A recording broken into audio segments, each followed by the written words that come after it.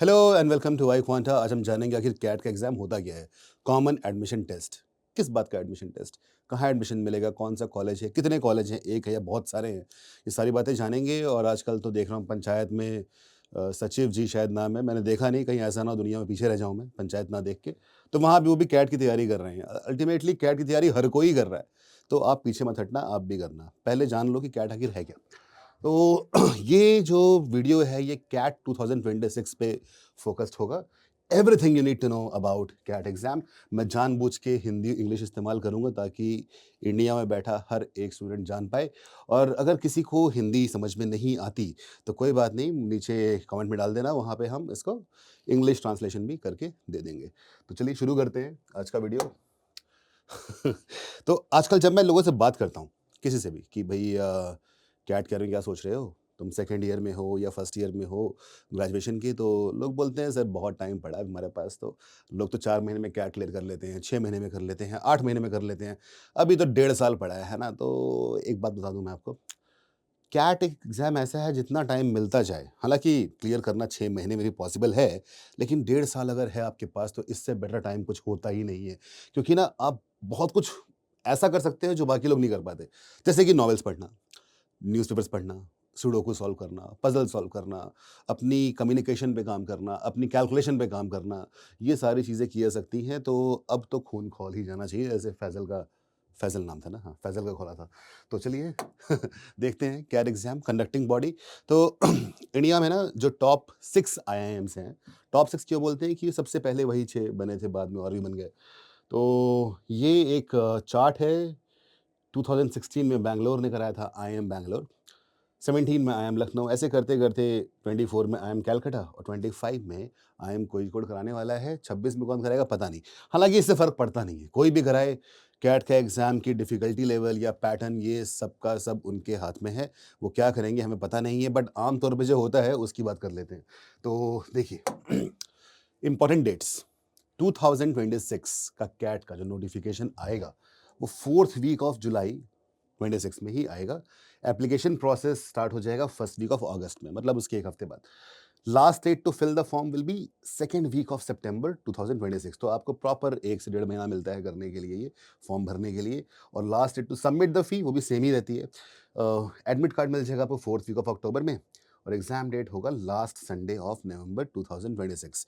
अगले साल नवंबर का आखिरी दिन मेरे हिसाब से 24th पढ़ना चाहिए। ये भी एक तरीका है मैथ्स में, कैसे कैलकुलेट करते हैं किस दिन क्या पड़ेगा। ठीक है, सीख लोगे आप वो भी। और रिजल्ट आएगा लास्ट वीक ऑफ दिसंबर में। ठीक, ये इंपॉर्टेंट डेट्स हो गई। अब देखते हैं एग्जाम का पैटर्न क्या है, कितने सेक्शन हैं। तो यहाँ पे सेक्शंस आप देख सकते हो। सब्जेक्ट्स पहले लिखा है कि क्वांटिटेटिव एबिलिटी, ये मैथमेटिक्स है basically. Verbal ability and reading comprehension, ये इंग्लिश लैंग्वेज की बात है। Logical reasoning and data interpretation. तो इन तीनों को मैं समझाऊंगा और डिटेल में, आप वीडियो बने रहना शुरू से लेकर अंत तक, और शेयर कर दो दोस्तों के साथ जो समझते हैं कैट तो हलवा है। कैट को थोड़ा सा सीरियस लेना ज़रूरी है। तो एक चीज़ सबसे पहले, ये जो सेक्शंस है ना, ये इस ऑर्डर में नहीं आएंगे। पहला सेक्शन जो आता है वो होता है verbal ability and reading comprehension. दूसरा आता है logical reasoning and data interpretation.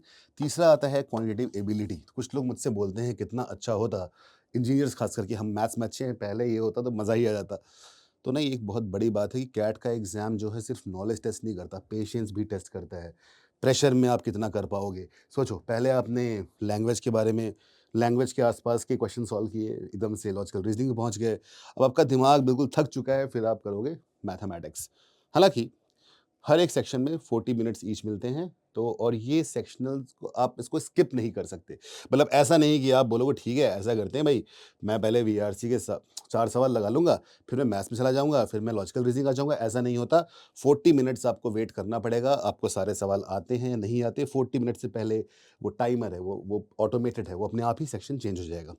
तो you can not skip the sections. Okay, जो क्वेश्चंस होते हैं ये थोड़े से ना अलग टाइप के हैं, कि आमतौर पे आप देखो क्वेश्चंस जैसे यूपीएससी या कोई भी एग्जाम है, एमसीक्यू होते हैं, मल्टीपल चॉइस क्वेश्चंस, कि 4 ऑप्शन है, 5 ऑप्शन, कोई एक सही होगा। यहाँ पे भी ऐसा होता है, पर कुछ सवाल ऐसे भी होते हैं जहाँ ऑप्शंस होते ही नहीं है। उनको बोलते हैं theta, type in the answer. एक बॉक्स होगा, उस बॉक्स में आंसर को अपने टाइप करोगे। तो देखा गया है कि ये जो जो ऐसा +3 मार्क्स जो होते हैं वो हमेशा होते हैं कि आपने सही किया और गलत करने पे 1 नंबर कट भी जाएगा। तो एक्यूरेसी बहुत इंपॉर्टेंट है, ये मत सोचना कि मैं कुछ भी तुक्का मार दूँगा तो मार्क्स कट भी सकते हैं। और टीटा आम तौर पे 30% क्वेश्चंस टीटा के मतलब टाइप इन द आंसर वाले होते हैं बिना ऑप्शंस के। ठीक है, आगे देखते हैं। जो ये क्यूए है, क्वांटिटेटिव एप्टीट्यूड, क्वांटिटेटिव एबिलिटी, इसे बहुत लोग नाम देते हैं बट इसका असली नाम क्वांटिटेटिव एप्टीट्यूड है, जो मैथमेटिक्स है। ये मैथमेटिक्स आम तौर पे 10th तक के लेवल की मैथ्स होती है। कुछ चीज़ें ऐसी होती है जो 10th में आपने नहीं पढ़ी होती, लेकिन 10th को अगर अच्छे से पढ़ लो तो वो जो चीज़ें 10th में नहीं पढ़ी वो भी समझ में आती हैं। इस तरह से बनाया गया पेपर को। और अब समझोगे कि ऐसा आखिर क्यों है। तो अगर 10th के ऊपर चीज़ें भी आ रही हैं, कुछ चीज़ें ऐसी आ रही हैं जो 10th में नहीं पढ़ी थी, तो फिर क्यों पूछ रहे हैं, ये समझोगे थोड़ी देर बाद आप। सबसे पहले देखते हैं कि मेन बकेट्स क्या हैं, क्लस्टर्स क्या हैं। पहला है अरिथमेटिक, फिर है अलजेब्रा, फिर है ज्योमेट्री, फिर है नंबर सिस्टम, फिर है मॉडर्न मैथ्स। अरिथमेटिक में वो सारी चीज़ें होंगी जो परसेंटेजेस और रेशियोज़ को मिला के बनाई गई हैं। तो कुछ सवाल तो डायरेक्टली परसेंटेज पे हो जाएँगे, कुछ परसेंटेज के एप्लीकेशन पे होंगे। परसेंटेज कहाँ यूज़ कर रहे हैं हम लोग? हम कुछ खरीदने गए 20% डिस्काउंट है, कुछ सेल लगी हुई है, आप बोलोगे सर थोड़ा डिस्काउंट दे दो यार, या फिर वगैरह, वगैरह। तो शॉपकीपर सोचता है कि यार डिस्काउंट तो माँगेगा ही, एक काम करता हूँ मैं दाम बढ़ा के बोलता हूँ। उसे बोलते हैं mark price, markup price, list price भी कहा जाता है उसको। तो ये सारे जो खेल है ना अरिथमेटिक में, जो कॉमर्शियल मैथमेटिक्स है, ये सब इसके अंदर आएगा परसेंटेजेस के एप्लीकेशन में। जो प्रॉफिट लॉस में होगा, सिंपल इंटरेस्ट, कंपाउंड इंटरेस्ट में होगा। रेशियो एंड प्रोपोर्शन बहुत इंपॉर्टेंट पार्ट है। इन दोनों को मिला के ना पूरा अरिथमेटिक बन जाता है। तो कुछ सवाल डायरेक्टली रेशियो प्रोपोर्शन पे आएंगे कि इस आदमी को इतनी चॉकलेट मिली, इसको इतनी मिली, तीसरे को इतनी मिली, ये सारे इनका रेशियो वगैरह वगैरह, ये सारी बातें ऐसे पूछी जाएंगी। फिर है एवरेजेस, मिक्सचर्स एंड एलिगेशन। इनको ना आप एक मान लो कि मिक्सचर एलिगेशन में वेटेड एवरेज कॉन्सेप्ट भी होता है। एवरेज क्या होता है? अगर मेरे मान लो 6 सब्जेक्ट है मेरे पास बोर्ड में और 6 में कुछ मार्क्स आए, सबको मैं ऐड करूँगा, 6 से डिवाइड कर दूँगा, एवरेज आ जाएगा, सिंपल बात है। लेकिन मान लो अगर ऐसा होता कि मेरे किसी एक सब्जेक्ट का वेटेज ज़्यादा है, दूसरे का कम है, तो वहाँ पे काम आता है एलिगेशंस। वेटेड एवरेज भी कहते हैं, जो आप पढ़ोगे और समझोगे। Time and work, time and work मतलब अ, अगर 5 लोग किसी काम को मिलके इतनी देर में कर देते हैं, अगर वो हर दिन इतने घंटे काम करें, तो ये सारी बातें जो होती हैं, तो बाकी कुछ और लोग चाहिए क्या हमें काम पूरा करने के लिए, टाइम एंड वर्क में ये सारी चीज़ें होती हैं। टाइम एंड वर्क में एक पाइप्स एंड सिस्टम्स भी आता है, जहाँ पे पाइप जो होता है ना, जहाँ से हम पानी अंदर डालते हैं, बाहर निकालते हैं, इसमें सिस्टम जो कि टैंक होता है। तो जिस तरह से इंसान काम करता है, उस तरह से पाइप सिस्टम को भरता है। दोनों का दोनों का जो way of thought process same ही है, लेकिन क्वेश्चन का फॉर्मेशन डिफरेंट है। Time, speed and distance very important topic. इसमें रेशियो और परसेंटेज का एप्लीकेशन के साथ-साथ बहुत सारा लॉजिक भी यूज़ होता है। बहुत सारी स्टोरी भी होती है, बहुत कुछ विजुअलाइज़ भी करना पड़ता है। एक बड़ा फेमस सवाल था जब मैं कैट तैयारी कर रहा था, हालाँकि अब तो सबको ही पता होगा सवाल वो, पर आप जो पहली बार देख रहे हैं उनको नहीं पता होगा कि एक ना एक टनल था, ठीक है? और उस टनल के ना उधर उस तरफ टाइगर था। अब वो टाइगर उधर है और यहाँ से ट्रेन आ रही है। अब होता क्या है कि टाइगर टाइगर जो है टनल के अंदर कहीं बैठा हुआ है। अब ट्रेन कहीं से आ रही है, ट्रेन कहाँ से आ रही है पता नहीं हमें। अब टाइगर अगर भागता है, चाहे वो इस तरफ भागे या वो उस तरफ भागे, वो ट्रेन को जस्ट मिस करेगा। तो ट्रेन और टाइगर की स्पीड का रेशियो, ये बड़ा इंटरेस्टिंग सवाल है, लॉजिकल सवाल है और बहुत सारा स्टोरी ड्रिवन है। आपको समझना पड़ता है, विजुअलाइज़ करना पड़ता है, फ़ील करना पड़ता है। टीएसटी शॉर्ट में बोलते हैं इसको। रेसेस टाइम स्पीड डिस्टेंस का ही एक पार्ट है कि रेस भी कई प्रकार की होती है। एक लीनियर रेस हो रही है कि आपने स्प्रिंट मारा 100 मीटर का, और एक होता है सर्कुलर रेस जो लैप्स में होती है। फॉर्मूला 1 रेसिंग देखा होगा आपने। ट्रेन्स एंड बोट्स, अब ट्रेन्स एंड बोट्स क्या है? Relative speed. जैसे मान लो कि मैं अगर 10 मीटर पर सेकंड की रफ्तार से भाग रहा हूँ, ठीक है, यही रफ्तार है मेरी। आप देखोगे बोलोगे हाँ ठीक है भाई, आप तो भाग रहे हो स्पीड से। मान लो एक और आदमी है जो 5 मीटर पर सेकंड से भाग रहा है मेरे साथ-साथ। उसके लिए जो मेरी स्पीड 10 नहीं होगी, 5 ही होगी, कि वो 5 उसकी भी तो है और हम दोनों का सेम डायरेक्शन में भाग रहे हैं तो। अगर हम अपोज़िट डायरेक्शन में भाग रहे होंगे, तो मेरी स्पीड उसके लिए 15 हो जाएगी। 5 वो पीछे आ रहा है, 10 मैं आगे आ रहा हूँ। तो ये सब रिलेटिव मोशन की बात है जो ट्रेन्स एंड बोट्स के थ्रू पूछी जाती है। ठीक है, algebra, linear equations, quadratic equations, polynomials. तो अगर डिग्री किसी इक्वेशन की डिग्री 1 है, तो लीनियर इक्वेशन हो गया, 2 है तो क्वाड्रेटिक हो गया, उससे ऊपर हो गया तो उसमें पॉलिनोमियल्स, क्यूबिक, बाई क्वाड्रेटिक वगैरह वगैरह। इन सब के रूट्स कैसे होते हैं, रूट्स का नेचर क्या होता है, अगर रूट्स चेंज हो जाए तो क्या होगा, इन तरह के सवालों को हम इन तीनों में करते हैं। सर्ट्स एंड इंडाइसेस, ये बिल्डिंग ब्लॉक्स ऑफ अलजेब्रा है कि 2 की पावर 3, 3 की पावर 1/2। जब इस तरह के डेटा से हम डील करते हैं वो सर्च इंडाइसेस में आता है। लॉगरिथम्स बहुत ही एंशिएंट टेक्निक थी कैलकुलेशन करने की, बट उसका यूज़ आज भी बहुत ज़्यादा है, तो उसको हम यहाँ पे और ये लॉगरिथम्स ना सर्च इंडाइसेस के बिल्कुल बाद में नेचुरली आता है। फिर इनइक्वालिटीज़ हो गया। अब जहाँ तक इक्वेशंस की बात है, जैसे ही कोई चीज़ इक्वल टू लगा होगा वो इक्वेशन है, पर जैसे ही कहीं पे लेस देन लग जाए, ग्रेटर देन लग जाए, लेस देन इक्वल टू लग जाए, ग्रेटर देन इक्वल टू लग जाए, वो सब इनइक्वालिटीज़ में आता है। और ये ना सुनने में जैसा लग रहा है थोड़ा उससे चेंज भी हो जाता है। अगर मैं बोलता हूँ कि x की वैल्यू 2 से कम है तो माइनस x की वैल्यू -2 से कम होगी या ज़्यादा? कमेंट करिए बताइए। सीक्वेंस एंड सीरीज़, तो इसमें सीक्वेंसेस भी कई प्रकार के होते हैं। अरिथमेटिक प्रोग्रेशन, कि अगर कोई चीज़ बराबर डिफरेंस से बढ़ती चली जाए, वो अरिथमेटिक प्रोग्रेशन हो गया। कोई चीज़ ऐसी है कि मल्टीप्लाई होके आ रहा है, जैसे मतलब पहला 1 था, फिर मान लो 2 है, फिर 4 है, फिर 8 है, तो 2 से मल्टीप्लाई बार-बार हो रहा है, ये ज्योमेट्रिक प्रोग्रेशन हो गया। फिर ऐसे ही हार्मोनिक प्रोग्रेशन है, मल्टीपल चीज़ें हैं इसके अंदर, काफ़ी अच्छा इंटरेस्टिंग चैप्टर है। फंक्शंस, तो 2 वेरिएबल्स के बीच के रिलेशन को हम फंक्शन से डिटरमाइन करते हैं। ग्राफ, इन हर चीज़ का ग्राफ कैसे बनेगा? मॉड्यूलस, जैसे मॉड होता है ना, ये मॉडुलस एब्सोल्यूट वैल्यू कि मॉड x की वैल्यू अगर 2 है तो x की वैल्यू क्या हो सकती है? इस तरह की बातें, इस तरह के सवाल। अब यहाँ पे अगर मान लो इसने इक्वल टू इनइक्वालिटी लगा दी, तब क्या हो सकता है? तो ये सारी चीज़ें हम मॉडुलस में देखते हैं। अलजेब्रा प्योर मैथमेटिक्स है और अरिथमेटिक थोड़ी-सी एप्लाइड मैथमेटिक्स है। ज्योमेट्री, इसको मैं बोलता हूँ विजुअल मैथमेटिक्स। इसके अंदर ट्राइंगल्स की प्रॉपर्टीज, ट्राइंगल्स 3 साइड होते हैं, क्वाड्रिलेटरल 4 साइड होते हैं, पॉलीगन्स कितने भी साइड हो सकते हैं, सर्कल्स, मेंसुरेशन जिसमें एरियाज वॉल्यूम्स की बात होगी, 3 डायमेंशनल चीज़ों की, जैसे स्फीयर हो गया, क्यूब हो गया, क्यूबॉइड हो गया। कोऑर्डिनेट ज्योमेट्री, ये अलजेब्रा और ज्योमेट्री का मिक्स है। अगर मान लो किसी भी ज्योमेट्रिक शेप को मैं एक्स वाई ग्राफ पे डालना शुरू कर दूं, जैसे मान लो ट्राइंगल है, तो ये ना कोऑर्डिनेट ज्योमेट्री में हम इसको पढ़ते हैं। ठीक है, हालांकि इसके क्वेश्चन बहुत ज़्यादा नहीं आते कैट में, कभी आया तो एक सवाल आ जाएगा। नंबर सिस्टम, इसमें properties of integers, divisibility rules, कोई नंबर किससे डिवाइड होता है, कब होता है, क्यों होता है, रिमाइंडर थ्योरम, रिमाइंडर्स निकालने के लिए, फैक्टर्स, एलसीएम एचसीएफ पढ़ा होगा बचपन में, थर्ड फोर्थ में, least common multiple, highest common factor, इसको जीसीडी भी कहते हैं, GCD greatest common divisor, factorials, अगर मैं लिखता हूँ फैक्टोरियल एन, तो 1 से लेके और n तक के प्रोडक्ट को फैक्टोरियल n कहा जाता है। एक ना बड़ा तगड़ा सवाल जो लोगों को परेशान करता है कि फैक्टोरियल 0 को बोल देते हैं ये लोग कि 1। अगर आपने सुना है ये बात तो क्या बताओगे कमेंट करके कि आखिर क्यों ऐसा होता है? ट्रेलिंग जीरोस, किसी भी नंबर के एंड में कितने जीरो आएंगे? लास्ट डिजिट्स, अब एक बड़ा सा नंबर है 12 टू द पावर 302, इसकी लास्ट डिजिट क्या होगी या इसकी लास्ट 2 डिजिट्स क्या होंगी? ऐसे सवाल पूछे जाते हैं, सुनने बड़ा ऑड लग रहा है लेकिन बहुत मज़ेदार है। फिर आता है मॉडर्न मैथ्स, इसमें set theory, probability, permutations combinations में क्वेश्चन आते हैं। हालांकि इसमें बहुत ज़्यादा वेटेज नहीं है कैट का, 1-2 सवाल आएंगे एट मैक्स। प्रोबेबिलिटी का सवाल तो बहुत टाइम से आया भी नहीं है, परम्यूटेशंस कॉम्बिनेशन कभी कभी पूछ लेते हैं। ठीक है, तो ये है क्वांटिटेटिव एप्टीट्यूड का सिलेबस, मैंने डिटेल में बता दिया आप लोग को। और कोई सवाल हो तो आप मुझे कॉमेंट में पूछ लेना। डेटा इंटरप्रिटेशन, लॉजिकल रीजनिंग, तो यहाँ पे ना जो डेटा को हम रिप्रेजेंट करते हैं, कैसे करते हैं? आपने न्यूज़पेपर पढ़ा होगा, न्यूज़पेपर हो गया या कहीं कोई प्रोजेक्ट हो गया, तो ऐसे ग्राफ बना होगा, वहाँ पे बोलेगा चलो ये बार्स हैं, ऐसे दिखा देगा, है ना? तो ये मान लो 100 वैल्यू है, ये 125 वैल्यू है, ये सपोज एक्स एक्सिस पे ईयर था, यहाँ पे प्रोडक्शन ऑफ अ कंपनी था। तो इस तरह डेटा को जब रिप्रेजेंट ग्राफिकली करते हैं, इसे बोलते हैं, ये आता है डेटा इंटरप्रिटेशन में। रिप्रेजेंट करने के मल्टीपल तरीके हैं, जैसे यहाँ बार ग्राफ हो गया, लाइन ग्राफ भी हो सकता है, जहाँ पे डेटा रिप्रेजेंट ऐसे होता है, इस तरह से। पाई चार्ट्स हो गया, पाई चार्ट जहाँ पे ना पाई कैसा होता, पाई क्या होता है? सबने पाई खाई होगी, एप्पल पाई, चॉकलेट पाई, गोल होती है, उसके सेक्टर्स होते हैं।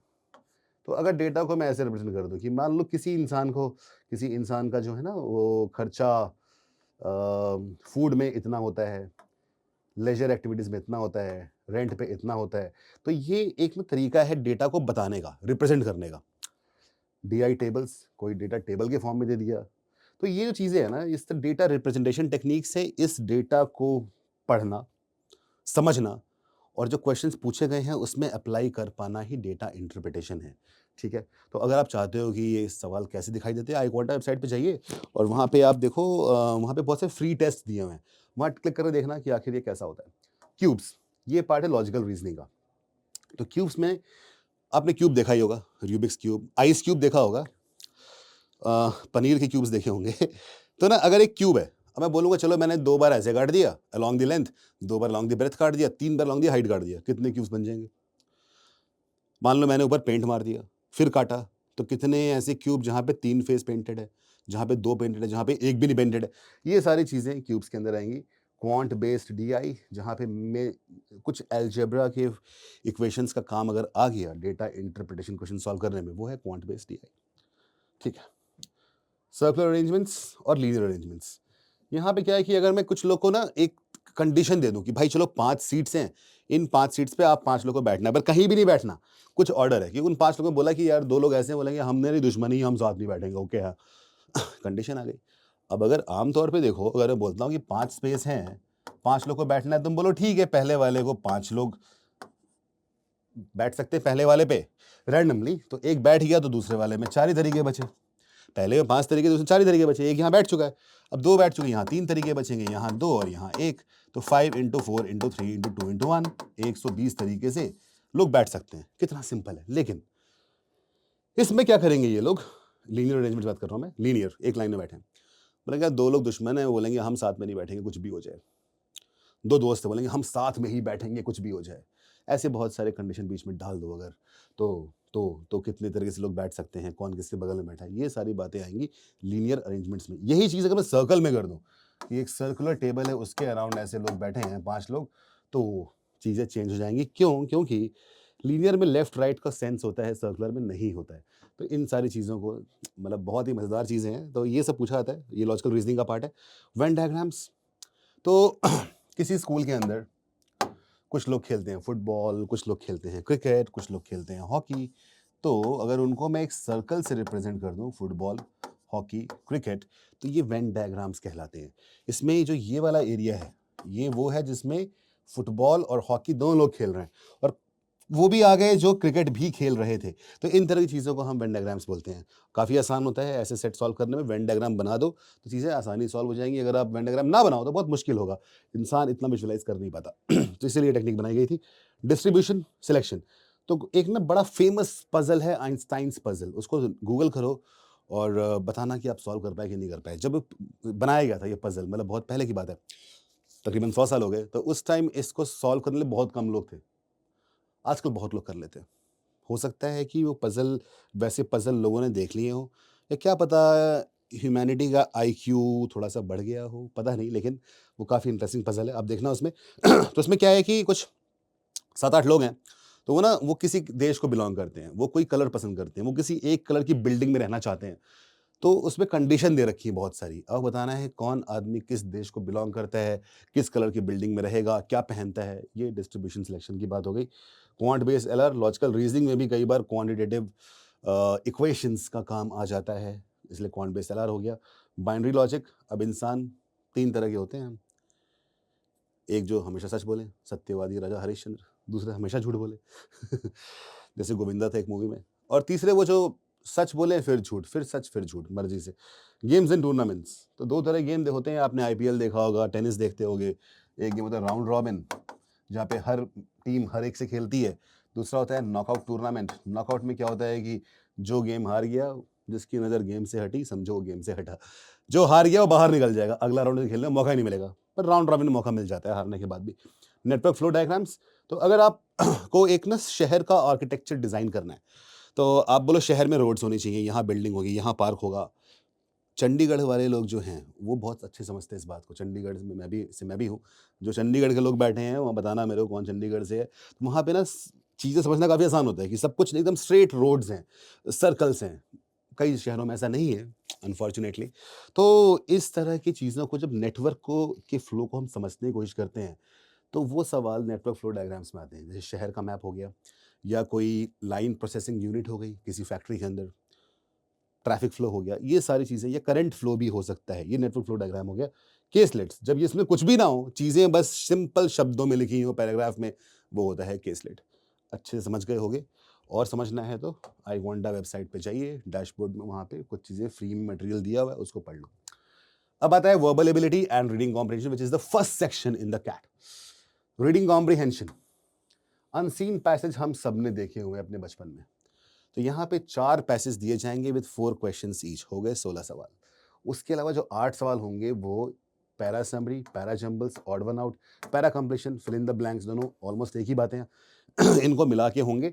बाकी जो ये चीज़ें हैं ये नॉन कैट है, मतलब और भी एग्जाम है, जैट का एग्जाम होता है, स्नैप का एग्जाम होता है, एनमेट का एग्जाम होता है, वहाँ ये चीज़ें पूछी जा सकती है। कौन सी? Verbal logic, grammar logic, one word substitution, synonyms और एंटोनिम्स। मतलब सिनोनिम्स क्या होता है? सेम, जिनका सेम मीनिंग हो, एंटोनिम जिनका ऑपोजिट मीनिंग हो, विपरीतार्थक शब्द हिंदी में पढ़ा होगा, पर्यायवाची शब्द, sentence correction, non CAT, sentence में कुछ गलती थी, आपने सही कर दिया उसको, सिलॉजिज्म्स एंड एनालॉजीज, कि अगर डॉक्टर और पेशेंट का जो संबंध है वही संबंध आर्किटेक्ट और किसका है, बताना कमेंट में। ये एनालॉजीज हो गई। ठीक है, चलो आगे बढ़ते हैं।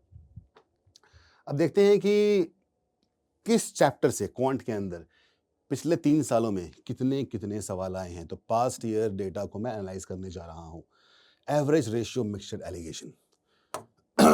एक मैं बात बताना चाहता हूँ, यहाँ पे मैं क्या करूँगा, मैं ना जो क्लस्टर है ना एरिथमेटिक अलजेब्रा वो लिख दूंगा। ये पार्ट हो गया एरिथमेटिक का, एवरेज रेशियो मिक्सचर एलिगेशन। अब देखो लास्ट ईयर 3 से 5 सवाल थे, उसके पहले 4 से 6, उसके पहले 3 से 5। अब ये रेंज क्यों दे रखी है 3 से 5? आप बोलोगे एग्जैक्ट क्यों नहीं पता, क्योंकि ना सवाल कई बार मिक्स भी होते हैं डिफरेंट कॉन्सेप्ट्स के। Profit and loss, SICI percentage, ये भी एरिथमेटिक का ही पार्ट हो गया, ये भी एरिथमेटिक का पार्ट हो गया। Time speed, distance, time and work. तो अगर आप देखो एरिथमेटिक के पार्ट में अगर मैं यहाँ ऐड करने की कोशिश करूँ तो मान लो 5 3 8 5 13 हो सकता है। चलो इसका एवरेज ले लेते हैं, यहाँ पे 4 2 6 4 10 सवाल एरिथमेटिक के 2022 में। यहाँ एवरेज ले लो 5, मान लो 2 5 5 10 हो गया, यहाँ भी 10 हो गया ऑलमोस्ट। यहाँ पे एवरेज लो 4 5, यहाँ भी 10 हो गया। तकरीबन 10 सवाल एरिथमेटिक में हर साल आ रहे हैं। ज्योमेट्री पिछले साल 2 से 3, अब 2 से 3 क्यों? क्योंकि एक सवाल में हल्का सा ना कंफ्यूजन था कि वो ज्योमेट्री के साथ एक और टॉपिक मिक्स था उसके अंदर। उसके पहले 3 और 3, सिर्फ 3 सवाल। अब ये है algebra, quadratic, polynomial, simple equations. ये भी है अलजेब्रा, ये भी है अलजेब्रा, अलजेब्रा। यहाँ पे आप देखो 1 से 3, 1 से 3, 3 से 4। तो अरिथमेटिक और अलजेब्रा का जो वेटेज है वो कैट में ऑलमोस्ट सेम है। अलजेब्रा में 1-2 सवाल कम होंगे बट ऑलमोस्ट सेम है। प्रोबेबिलिटी, PNC, नंबर सिस्टम, ये देखो आप एक एक सवाल आया हुआ है। यहाँ पे 2 से 3 आ गए थे लास्ट ईयर। तीनों स्लॉट्स मिला के है, ये किसी एक स्लॉट में नहीं है। तो और इसीलिए ये भी है कि मतलब रेंज क्यों दी है कि डिफरेंट स्लॉट्स हैं, कहीं किस स्लॉट में एक ही है, किसी में 2 आ गए, वगैरह वगैरह। तो आप देखो अगर ना, तो यहाँ पे अरिथमेटिक और अलजेब्रा अपने आप में ही तकरीबन 70% ऑफ क्वांट का सिलेबस बना देता है। बहुत काम की बात है ये। ठीक है, आगे बढ़ते हैं। Score versus percentile. अब आप पूछोगे कि भाई आपने LRDI और BRC का क्यों नहीं बताया? क्योंकि वहाँ पे सिलेबस प्रॉपर प्रिस्क्राइब्ड होता ही नहीं है। अब RC में क्या बताएंगे कि RCA कौन सा आया था? एक पैसेज ही तो है, अनसीन पैसेज, उस पे क्वेश्चंस है। तो वहाँ पे कुछ हम चैप्टर वाइज नहीं बता सकते। आते हैं लास्ट 5 ईयर्स के कैट स्कोर वर्सेस परसेंटाइल पे। 2020 से लेके 2024 तक का देखो, खास करके ये 3 साल जो हमारे बहुत काम के हैं। तो यहाँ पे आप देखो, ये कोविड के आसपास का था, 76 क्वेश्चंस थे। यहाँ से देखते हैं हम लोग जो हमारे काम का है। 21 में 66 क्वेश्चंस थे, 2 घंटे का पेपर। सेम रहा 2022 में भी, सेम 23 में भी रहा। 24 में 68, ये कैसे हो गया? 2 क्वेश्चंस बढ़े कहाँ पे? इन्होंने LRDI में 2 सवाल बढ़ा दिए। LRDI में 4 सेट्स आया करते थे, इस बार 5 सेट्स आए थे। कैसे? 3 सेट्स में थे 5 क्वेश्चन ईच, 4 क्वेश्चन ईच, और 2 सेट्स में थे 5 क्वेश्चन ईच। तो LRDI में 22 सवाल हो गए, उससे पहले 20 ही थे। ठीक है, समझते हैं इस बात को आगे। अब होता क्या है, यहाँ पे आप देखो 110 मार्क्स जिसके आए थे उसका आ गया 99.5 परसेंटाइल। यहाँ पे 92, यहाँ पे 84, यहाँ पे 104। मतलब ये वक्त यहाँ पेपर डिफिकल्ट था। ठीक है, 99 परसेंटाइल देखते हैं, 98, 84, 76, 96। तो 2021 और 24 को कंपेयर किया सकता है कि तकरीबन सेम टाइप का लेवल का पेपर था। 95th percentile, 73, 62, 54, 70। तो समझते हैं कितने सवाल करने में हमें मिल सकता है। देखिए आपका जो एम होना चाहिए ना, किस एम को क्रॉस करना है, वो होना चाहिए 99 को एम रख के मान चलते हैं एक बार। एक चीज़ और देखो, यहाँ पे जो ग्रोथ हुआ है वो 26 मार्क्स का हुआ है, और यहाँ पे ये और ग्रोथ यहाँ कितना हुआ 4 परसेंटाइल का। यहाँ ग्रोथ 8 मार्क्स का हुआ, परसेंटाइल ग्रोथ सिर्फ 0.5। तो जो टॉप पे जो लोग होते हैं वहाँ पे ना बहुत तगड़ा कॉम्पिटिशन चलता है। तो 99 को अगर बेस मान के चले हम लोग, तो देखते हैं कितने सवाल सही करने पे 99th परसेंटाइल आ सकता है। यहाँ आप देखो 3 मार्क्स का एक सवाल है, 32 क्वेश्चंस अगर आपने सही कर लिए होते तो आपका 99th परसेंटाइल आ जाता। 32 जो है 68 का हाफ से भी कम है। ओके, ठीक है। 76 मतलब तकरीबन कितने सवाल? 25 सवाल होंगे, 25 से 25 बनता है। अच्छा, यहाँ पे ना ऐसे 3 के मल्टीपल क्यों नहीं है कि नेगेटिव मार्किंग भी होती है। अब 32 सवाल पूरे करके सही तो कर नहीं पाओगे, तो आमतौर पे 35 सवाल किए, 2 गलत हो गए, ऐसा कुछ। 84 मतलब 28 क्वेश्चंस, 98 इसका मतलब कि अराउंड 33 क्वेश्चंस। फिर भी कोई कहीं भी 50% से ऊपर नहीं आ रहा। मतलब अगर आपने 50% कैट सही कर लिया तो आपका 99th परसेंटाइल हर एक सेक्शन में आ जाएगा। बाय द वे, एक चीज़ और, यहाँ पे ना हर एक सेक्शन का भी अलग-अलग परसेंटाइल होता है और हर एक सेक्शन के परसेंटाइल का कट ऑफ भी होता है। तो ऐसा नहीं कि आपने 99 परसेंटाइल ला दिया और आपके किसी एक सेक्शन में 60 परसेंटाइल ही थे, तो आपको कॉल नहीं आएगी। हर एक आईआईएम टॉप 20 स्कूल्स का एक ना मिनिमम सिलेक्शन परसेंटाइल होता है हर सेक्शन में। कहीं पे 85 है, कहीं पे 75 है, बट 85 से ऊपर कहीं नहीं है। तो अगर आपने हर एक सेक्शन में कम से कम 85 ले आए तो आपको कॉल आने की संभावना होगी, बट 85 पे कॉल नहीं, कॉल तो 99 के पास आसपास आएगी, डिपेंडिंग ऑन कॉलेज। सेम आप देख सकते हो 95, 90, 80 परसेंटाइल। तो 95 परसेंटाइल अगर आप आमतौर पे करना क्या चाहिए, किसी को स्कोर मैक्सिमाइज करना है, 3 सेक्शन है, तीनों में आप कम से कम 95 परसेंटाइल लाने की कोशिश करो और किसी एक में या किसी 2 में 99 क्रॉस कर दो। ये बेस्ट तरीका होता है। अब देखो 75 परसेंटाइल कितने में आया? सिर्फ 70 मार्क्स में, सिर्फ 70 मतलब 24 क्वेश्चंस के आसपास किया है। 54 उससे पहले मतलब 18 सवाल पे आ गया था। वाह! यहाँ पे मतलब 30 क्वेश्चंस पे आ गया था। तो ये सारी चीज़ें ये मैंने 18 से 54 20 पे आ गया, ठीक है? तो ये सारी चीज़ें आपको समझना बहुत ज़रूरी है कि कैट का एग्ज़ाम, इसलिए मैंने कहा था कि जो चीज़ें लगता है कि 10th तक आपने नहीं पढ़ी, वो भी क्यों पूछी जा रही हैं, क्योंकि वो आपको करने की ज़रूरत भी नहीं थी, अगर आपने बेसिक चीज़ें अच्छे से कर ली। तो 1.5 साल का टाइम बिल्कुल सही टाइम है। ठीक है, आगे बढ़ते हैं। आई क्वांटा में आखिर ऐसा क्या होता है जो जो लास्ट ईयर हमारे पास कैट में 500 से भी ज़्यादा 99th परसेंटाइलर थे।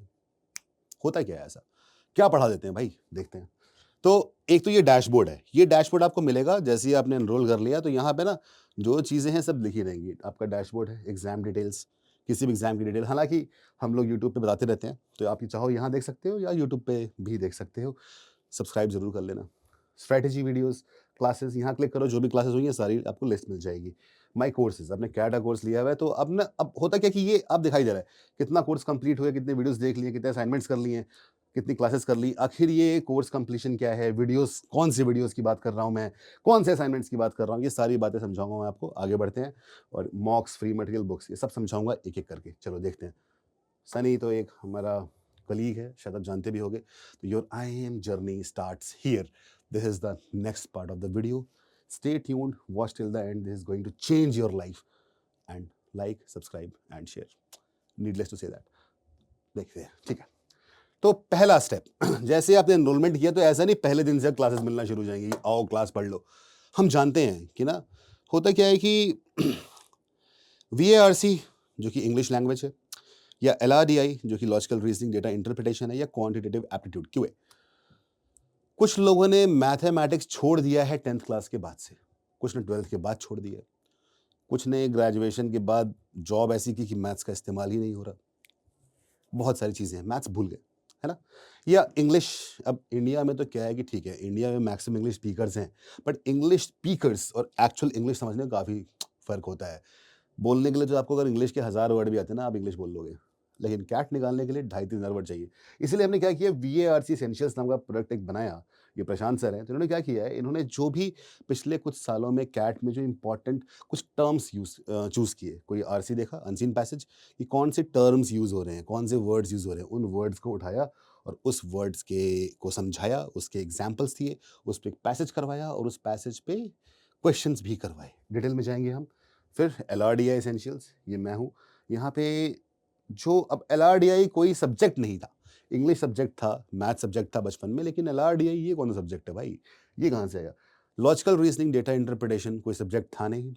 और जो लोग सिर्फ और सिर्फ किताब, स्कूल की किताबें पढ़ते रहते हैं, उनका एलआरडीआई तो अच्छा होता ही नहीं है ना? जिन लोग का शौक है पजल सॉल्व करना या सुडोकू सॉल्व करना मुझे बताना कमेंट में कौन लोग ये सब चीज़ें सॉल्व करते हैं। तो उनका एलआरडीआई में एक एज होता है, इसी कारण से 1.5 साल चाहिए कि आपने कभी नहीं किया, तो शुरुआत के 6 महीने तो आप केवल यही करते रहो, पज़ल्स ही सॉल्व करते रहो। तो एलआरडीआई एसेंशियल्स यहाँ पे समझा है। अगर मान लो कोई बोलता है कि ठीक है, कल को किसी ने बोला, गवर्नमेंट ने बोला कि ऐसा है यार, लॉजिकल रीजनिंग डेटा इंटरप्रिटेशन नाम का ना एक सब्जेक्ट बना दो क्लास 10 से पहले। अगर वो सब्जेक्ट बनाया जाता तो कैसे बनाया जाता, इस चीज़ को हमने यहाँ पे किया हुआ है। एलआरडीआई एसेंशियल्स, हर एक चीज़ समझाई गई है। नॉन इंजीनियर्स क्वांट, ये उनके लिए मैथ्स भूल चुके हैं या कंफर्टेबल नहीं है मैथ्स में, उनके लिए। तो ये था स्टेप 1, फाउंडेशनल मॉड्यूल्स। अब आते हैं स्टेप 1, ये हो गया, ये कोर मॉड्यूल्स हैं। आगे बढ़ते हैं। अब आता है फाउंडेशन बिल्डिंग में जो तीनों चीज़ें बताई थी मैंने, नॉन इंजीनियर्स क्वांट वीडियोस। इसमें क्या है कि एनसीईआरटी के 6th से लेके 10th तक के जो इंपॉर्टेंट कॉन्सेप्ट्स हैं उनको कमल सर ने वीडियो फॉर्म में बनाया है। 70+ वीडियोस हैं, इनको देख के आप मैथ्स को रिफ्रेश कर सकते हो। ठीक है। वीआरसी एसेंशियल्स समझा चुका हूँ मैं, प्रशांत सर ने ऐसे बनाया, देखो ऐसे दिखाई देगा। Examples, passage, questions, words, polytheism, humanism, animism, syncretism, इस तरह के वर्ड्स इसमें दिए गए हैं। फिर एलआरडी एसेंशियल्स मैं आपको समझा चुका हूँ।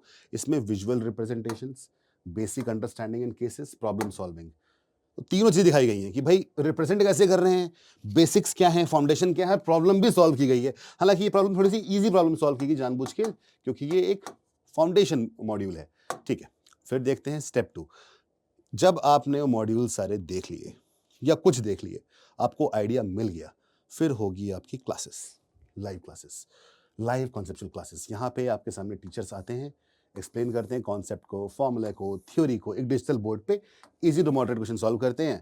और 20 से 25 सवाल करने का इसमें एम रहता है हर एक टॉपिक पे। तो ये मैं हूँ अभिषेक लीला पांडे। कैट में मेरा highest percentile overall across all sections 99.93 percentile है। जीमेट में 770 स्कोर था मेरा।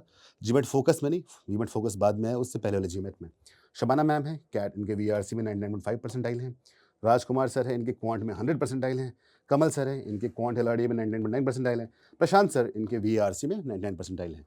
तो ये सब लोग अपने अपने सब्जेक्ट्स में माहिर हैं, अपने सब्जेक्ट्स पढ़ाएंगे। मैं कई बार होता है कि तीनों ही पढ़ा देता हूँ, depending on what is the requirement. फिर बढ़ते हैं आगे, step 3, conceptual and application building. तो यहाँ पे क्या है ना, 7 से 9 आपकी क्लास होगी कौन सी, मेंटोर ड्रिवन कॉन्सेप्चुअल। फिर 10 से 12 होगी एप्लीकेशन क्लास। तो आपके सामने देखो एक वीडियो दिखाया जाएगा, ये प्रॉफिट लॉस बेसिक्स का वीडियो है। कॉन्सेप्ट को समझना, फर्स्ट पॉइंट। दूसरा, एक क्वेश्चन दिया जाएगा, उसे सॉल्व करना। तीसरा, सोल्यूशन दिया जाएगा वीडियो फॉर्मेट में। तो एप्लीकेशन क्लासेस में टेक्स्ट और वीडियोस का एक कॉम्बिनेशन है। इंद्रजीत सर करते हैं, ये सामने दिखाई नहीं देंगे आपको, लेकिन वो आप ये इसको पूरा पूरा ड्राइव कर रहे होंगे इस पूरे प्रोसेस को। और एक साथ बहुत से लोग, सैकड़ों लोग ये सारा को सॉल्व करते हैं, तो एक अच्छा कॉम्पिटिशन बन जाता है। ठीक है। Step 4, assignments. तो आपने क्या कर लिया, आपने फाउंडेशन बना लिए, आपने कॉन्सेप्चुअल क्लास कर ली, एप्लीकेशन क्लास कर ली। अब आपको प्रैक्टिस भी करनी है। तो जो डैशबोर्ड दिखाया था मैंने, वहाँ पे जाओगे आप, अरिथमेटिक का ratio proportion level 1 question, level 2 questions, इस तरह से हर एक के लेवल 1 लेवल 2 क्वेश्चंस हैं। ओवरऑल क्वांट के 80 असाइनमेंट्स हैं, जिसमें अप्रॉक्सीमेटली 1200 क्वेश्चंस हैं। एलआरडीए के 30 असाइनमेंट्स हैं, जिसमें अप्रॉक्सीमेटली 150 एलआरडीए सेट्स हैं। वीआरसी 50 असाइनमेंट्स हैं, approximately 80+ RCs and 200+ VA questions, जहां fill in the blanks, parajumble, ये सब कुछ होगा। यहाँ तक पहुँचते पहुँचते आपने 70 to 75 क्वेश्चंस पर टॉपिक कर लिए होंगे प्रैक्टिस के फॉर्म में। आगे बढ़ते हैं। Step 5, special initiatives. तो होता क्या है ना कि क्या लगता है कि यार चलो डैशबोर्ड कर लिया, असाइनमेंट्स कर लिए, स्टूडेंट्स को लगता है थोड़ा सा और पढ़ने का मौका मिल जाए तो मज़ा ही आ जाए। तो डेली एलआरडीआई सेट्स 150+ सेट्स है, ये हम हर दिन एलआरडीआई सेट्स देंगे आपको आपके फेसबुक सीक्रेट ग्रुप पे, और उसके सॉल्यूशंस भी देंगे। डेली आरसी सेट्स देंगे, तकरीबन 100 सेट्स हैं हमारे पास। Daily reading articles different newspapers के हो सकते हैं, डिफरेंट मैगजीन्स के हो सकते हैं, डिफरेंट वेबसाइट्स के हो सकते हैं, जैसे ईऑन एसिस हो गया, स्मिथसोनियन, medium.com एट्सेट्रा। और प्रैक्टिस सेशंस भी होते हैं, 3 से 4 प्रैक्टिशन फॉर ईच टॉपिक। तो अप्रॉक्सीमेटली 600+ क्वेश्चंस तो हम यहाँ से ही करा देते हैं। ठीक है। Overall 2000+ CAT level questions. आगे बढ़ते हैं। स्टेप 6.1, अब आता है एडवांस मॉड्यूल। तो फाउंडेशन कर लिया है, लाइव क्लास कर ली है, एप्लीकेशन क्लास कर ली है, डैशबोर्ड भी कर लिया है, स्पेशल इनिशिएटिव्स भी कर लिया है। अब क्या बचा? अब बोलेंगे अब तो बहुत हो गया सर, नहीं, अभी भी बचा हुआ है। अब हम बोलेंगे चलो अब एडवांस काम करते हैं यार। तो एलआरडीए इंसेप्शन मॉड्यूल है, जहाँ पे ये सवाल मैंने खुद बनाए हुए हैं, मैंने, कमल सर ने, राज सर ने, कुछ आपको दिखाई दे रहा होगा यहाँ पे तो ये टॉप नॉच वीडियोस हैं और ये पता है ये वीडियो इसमें 50 सेट्स हैं। ये आपको दिखाई देंगे जब आपका सिलेबस कम से कम 70% खत्म हो चुका हो, कि उससे पहले समझना मुश्किल होगा। ये बिल्कुल एडवांस लेवल के क्वेश्चंस हैं। ठीक है, स्टेप 6.2 इंजीनियर्स वीएआरसी। तो यहाँ पे आप देख रहे हो ये मैं ही हूँ। तो यहाँ पे क्या किया है कि ना ये देखिए रीडिंग स्ट्रैटेजी की मैंने ना यहाँ पे स्ट्रैटेजी दी। पैराग्राफ 1 अगर 5 पैराग्राफ है तो कभी 3 भी कभी 4 भी हो सकते हैं। तो कैसे पढ़ना है, पैराग्राफ पढ़ के आपको क्या मेंटल मैप बनाना है। तो 10 वीडियोस सिर्फ स्ट्रैटेजी के ऊपर है, 40 वीडियोस आरसीज पे हैं। ये आरसी डिफरेंट जॉनर के हैं, history, art and culture, science, technology, business, economics etcetera. फिर कैट वीए वीडियोस पे 12 वीडियोस पे 10 वीए क्वेश्चन सॉल्विंग। तो ये जो है ना इसमें वीए क्वेश्चंस मतलब para summary, para jumble etcetera, ये भी 70% सिलेबस होने के बाद ही आपको दिखाई देंगे। और इसका नाम है ना इंजीनियर्स वीएआरसी। तो इसमें इतना बेसिक में से एडवांस तक हम गए हैं कि आप बिलीव भी नहीं करोगे। एक कैट के पैसेज में 500-600 वर्ड्स होते हैं और वहाँ पे हमने इसमें जो भी वर्ड ऐसा डिफ़िकल्ट हो सकता है, 20 वर्ड्स, 30 वर्ड, 40 वर्ड, कई बार 100 वर्ड्स भी एक्सप्लेन किए हुए हैं। ठीक है आगे बढ़ते हैं। क्वांट कॉन्सेप्चुअल वीडियोस, ये कुछ कॉन्सेप्ट है, सब कॉन्सेप्ट्स के ऊपर है कि एक पर्टिकुलर चीज़ थी जिसको लोग शॉर्टकट टेक्निक बोलते हैं या कई बार एक्सप्लेनेटरी वीडियो बोलते हैं। तो इस फॉर्म में दिखाई देंगे, आपको डैशबोर्ड में मिल जाएंगे। ये भी 70% सिलेबस होने के बाद ही अनलॉक्ड होंगे। ये एक अच्छा रिफ्रेशर है। 90 plus videos covering all CAT level concepts along with practice questions.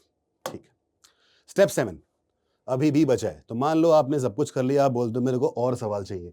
तो एक IMABC प्रैक्टिस बैच है जिसमें आप सब्सक्राइब कर सकते हो। इसके 2 पार्ट्स हैं, स्टैटिक और डायनामिक। स्टैटिक वो जो सेल्फ पेस्ड है, अपनी मर्जी से जब चाहे तब कर लो, जब आपको मौका मिले आप कर सकते हो। मेट्रो में घूम रहे हो, कहीं घूमने गए हो, कहीं बैठे हो। 250 exact CAT level RCs, 250 exact CAT level RDA sets, 1250 topic wise CAT level quant questions. ये अपनी मर्जी से करोगे। डायनामिक मेंटोर ड्रिवन होगा, मतलब टीचर आपको कराएंगे। इसमें 3 sets everyday, 3 LRDI sets everyday, 12 quant questions everyday. ये हम शुरू करते हैं आमतौर पे मिड जुलाई में। टोटल क्वेश्चंस 7500 कैटल क्वेश्चंस यहाँ पे होंगे। ये एक्स्ट्रा मॉड्यूल है।